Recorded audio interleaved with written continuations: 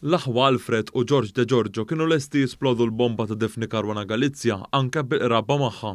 Dan intqal minn Vince Muscat il-Koħħu waqt li kienet tixed fil-konfront tal-aħwa Alfred u George De Giorgio. Dan wara li fl-aħħar ta' frar ammetta li qatel lil Daphne Caruana Galizia u ġie kkundannat 15-il sena ħabs. Waqt ix-xhieda tiegħu fil-qorti Vince Muscat semma kif dik is-sena tal-omiċidju Alfred De Giorgio mar fuqu u qallu li għandhom biċċa xogħol tajba fejn ftehmu li se jieħdu 150,000 euro bejnietom it-tlieta. Muscat qal kif huwa l-darba darbtej wassal lil Alfred De Giorgio f'kafetterija fl-Imsejda fejn hawn De Giorgio kienet jiltaqa' ma' Melvin Thoma dwar il-ħlas. Fix-xhieda tiegħu il-Koħħu qal kif darba minnhom Melvin Thoma qal li jistgħu jmexxu bil-pjan sabiex tinqatel Caruana Galizia.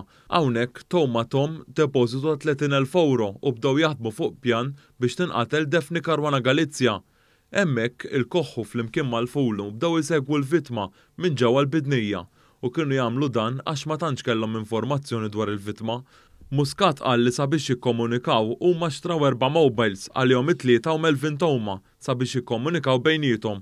Fl-awla fil-qorti, Vince Muscat qal li l-aħwa De Giorgio kienu jġibu l-informazzjoni mingħand persuna li ma tistax tissemma skont ordni tal-qorti. Intqal kif huwa kien wassal lil Alfred De Giorgio l-belt sabiex jiltaqa' ma' din il-persuna. L-ewwel pjan tagħhom kien li jisparaw u joqtlu lil Daphne Caruana Galizia. Vince Muscat qal kif darba minnhom kienu marru frazzja ħdej id-dar tal-vittma fil-bidnija u f'nofs tal-lejl raw lil Caruana Galizia taħdem. Qal kif Robert Aġust tal-Maksar flimkien ma' Jamie Vella kienu ħadulhom 3 rifles f'garaxx taħt l-art fin-naxxar fejn wieħed minnhom kien ta' kwalità tajba.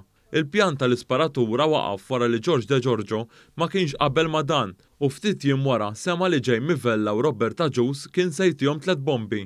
Dwar il-bomba, il-Koħħu qal kif din il-bomba kellha batterija li ddum is-servi xhur fejn kellha sim card imqabbda magħha u 500 gramma ta' ġelatina. Din il-bomba inżammet f'żewġ garaxxijiet fin-Naxxar u Santa Venera. Il-pjan kien li Caruana Galizia tinqatel ġimgħa qabel fejn kienu se jagħmlu għall-belt hekk kif kienet f'lukanda viċin, iżda meta daru l-belt kollha, it-tfittxija kienet fin-negattiv. Muscat qal kif l-unika darba li Daphne Caruana Galizia ħallit il-karozza barra kien lejlet id-delitt. Lejlet id-delitt il-Koħħu rċieva telefonata minn Alfred De Giorgio u tella l-bomba minn Santa Venera l-bidnija. Kien għal-ħabta s-sija ta' filgħodu meta l-bomba tpoġġiet fil-karozza u qabel ġabu karozza tal-istess tip fejn studjaw il-karozza sew. Qal kif dakinhar tad-delitt huwa flimkien ma' Alfred De Giorgio kienu hemmhekk filgħodu kmieni u qal kif il-bomba ġiet attivata ftit qabel kellha tieħu. Il-bomba ġiet attivata billi George De Giorgio bat messaġġ meta kien fuq il-baħar. Muscat qal kif l-aħwa De Giorgio ma stennewx li dan il-qtil kien se jkun daqshekk fl-aħbarijiet u qal kif ftit tal-jiem wara ingħata 40,000 euro. Muscat qal kif huma 3 persuni kienu jafu li se jiġu arrestati sa minn ġimgħatej qabel u darbara l-aħwa De Giorgio u qalulu se jintaqgħu ma' Chris Cardona. Ix-xhud kompla jgħid li darba ra l-avukat David Gatt fit-tinda tal-patata u staqsa lil Alfred De Giorgio jekk dan kienx jaf bid-delitt. Dan wieġeb li kejt il-kasko għallu b'kollox.